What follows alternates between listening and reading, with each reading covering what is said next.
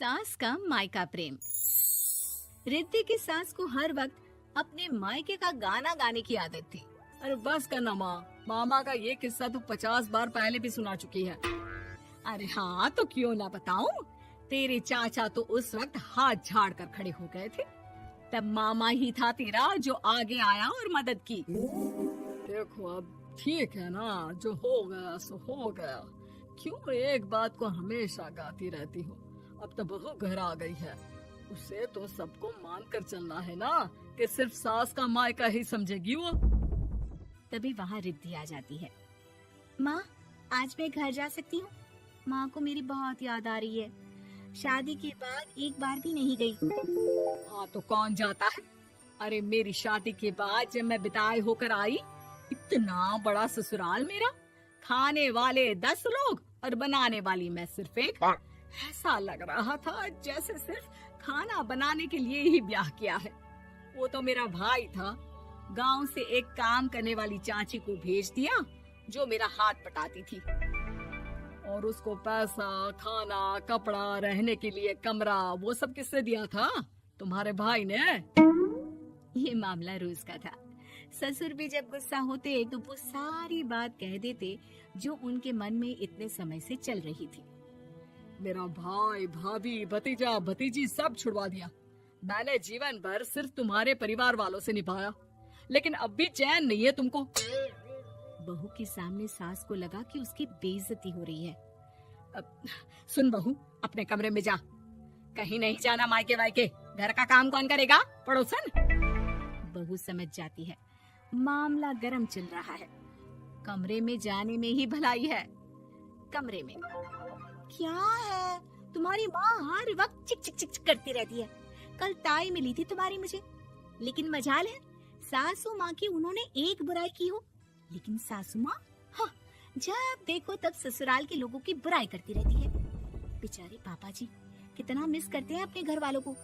मेरा तो बड़ा मन करता है कि ताऊ जी, चाचा जी और सब मिलकर रहे, ना साथ रहे लेकिन आना जाना तो ठीक से रखे।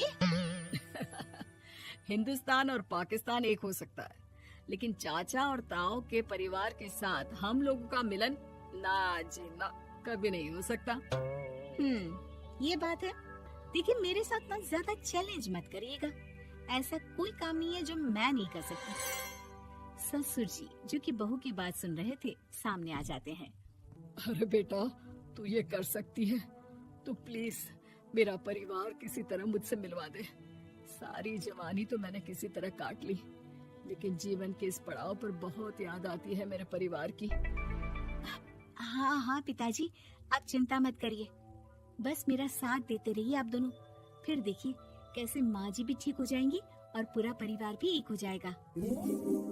थोड़ी देर बाद बहू सामान लेकर घर से निकल रही होती है कि मना किया था ना तुझे मायके जाने के लिए, फिर क्यों जा रही है? बहू कुछ कहती इससे पहले ही बेटा बोलने लगता है।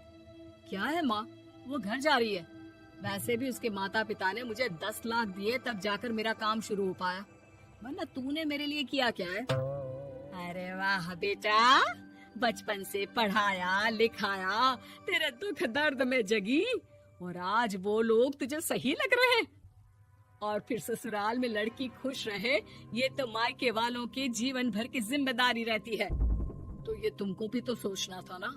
ताऊ जी ने पापा को पढ़ाया लिखाया, जब तुम नहीं आई थी तो पापा के लिए ताई जी ने पापा की माँ की तरह देखभाल की। अब बोलिए। अरे तू कुछ नहीं जानता बेटा, तेरे पापा को सब पता है, तभी वो उन लोगों से वास्ता नहीं रखते। मैं उन लोगों को जानता हूँ, लेकिन मैं तुम्हें नहीं जानता कि तुम्हारे मन के लायक काम नहीं हुआ तो तुम घर की शांति बर्बाद कर दोगी। सास जोर जोर से चिल्लाने लगती है। तभी वहाँ सास का भाई आ जाता है। अरे क्यों आप लोग मेरी बहन को परेशान करते रहते हैं? पहले ये जीजा कम थे, जब बहू भी आ गई। बहन, मैंने तो 30 साल पहले ही बोला था, अपना हिस्सा ले और छोड़ इन लोगों को, चल अपने साथ। बहू समझ जाती है कि मामा ससुर की नजर किस पर है। देखा, तुम लोग मुझे अकेला मत समझना, मेरा भाई खड़ा है आज भी मेरे लिए। बहू मायके जाती है और आते वक्त साथ में एक नौकरानी ले आती है। अरे बहू, कुछ खाने को दे दे। अरे आंटी, क्यों भाभी को परेशान करती रहती हो? उनके भाई ने मुझे जिम्मेदारी दी है, किसी भी चीज की परेशानी नहीं होनी चाहिए भाभी को। जो चाहिए मुझे बोलने का। आय हाय, बहू के मायके वालों का इतना दखल। ये मेरा घर है, कोई कल का आए इसे पूरा कैप्चर कर ले, ये बर्दाश्त नहीं होगा मुझसे। क्या हो गया सासू माँ? क्यों सुबह सुबह चिल्ला रही हैं? चमेली, ओ चमेली, क्या कहा था मेरे भाई ने तुझे? अरे दीदी बहुत तेज है आपकी सासू माँ। मैंने तो बोला कुछ चाहिए तो मांग लो मुझसे। अरे निकल यहाँ से, घर को रेलवे स्टेशन बना रखा है, जो देखो वो घुमा जा रहा है यहाँ से वहाँ। ये कहीं नहीं जाएगी, ये जाएगी तो घर का काम कौन करेगा? मैं। हाँ, और क्या करती है बहुएं? घर का काम ही तो करती है, इसमें नया क्या है? तभी वहाँ ससुर जी आ जाते हैं। हाँ, तो यही बात तो तुम्हें भी समझनी चाहिए थी ना। आज बहू के मायके से नौकर आ गया तो तुम्हें बुरा लग रहा है? अरे तो उस वक्त गर्मा गर्म खाना तो सबने खाया ना। ऐसा तो नहीं है कि मेरे मायके का नौकर था तो सिर्फ मेरे लिए बनाता था। अरे निकालो इसे, फिलहाल बाद में बात करती हूँ। सास का गुस्सा जोर से नौकरानी पर फूटता है। तभी वहाँ बेटा सामान के साथ आकर खड़ा हो जाता है। चलो रिद्धि, तुम ठीक बोलती हो। मेरी माँ को तो हम लोगों की कोई फिक्र है ही नहीं, ये तो सारा दिन सिर्फ अपने बारे में सोचती है। और देखिए, मैं अब से कह रही हूँ कि अब से इस घर की तरफ आपको देखना भी नहीं है। नहीं आना आज के बाद इन लोगों से मिलने। हाँ हाँ, बस कभी कभी दिन में 2 बार मिलने आ जाओ। नहीं, बिल्कुल नहीं। ससुर झूठा नाटक करते हुए। मेरी बीवी ने मुझे मेरे ही परिवार से दूर कर दिया, आज बहू मेरा इकलौता बेटा दूर कर रही है। हाय, कैसे जीऊंगा मैं? वाह, वो भाई जो आपको बेटे की तरह मानता था, उन्हें छोड़ने में तो दुख नहीं हुआ।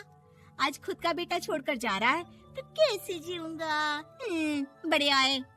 अब सास समझ चुकी थी कि उससे गलती क्या हुई है। मुझे माफ कर दे बहू, अब मेरी समझ में आ गया कि अपनों से दूर कर बीवियां पति का भला नहीं बल्कि उन्हें जीवन में अकेला कर रही है। मुझे माफ कर दे, मैं अब सबसे माफी मांग लूंगी। ससुर जी दूर से बहू को थम्स अप दिखाते हैं। दोस्तों, हमें उम्मीद है कि आपको हमारी ये कहानी पसंद आई होगी। कृपया हमारे चैनल को सब्सक्राइब करें और सभी अपडेट्स के लिए बेल आइकन जरूर दबाएं। और हाँ, वीडियो लाइक और शेयर करना मत भूलिएगा। Bye bye.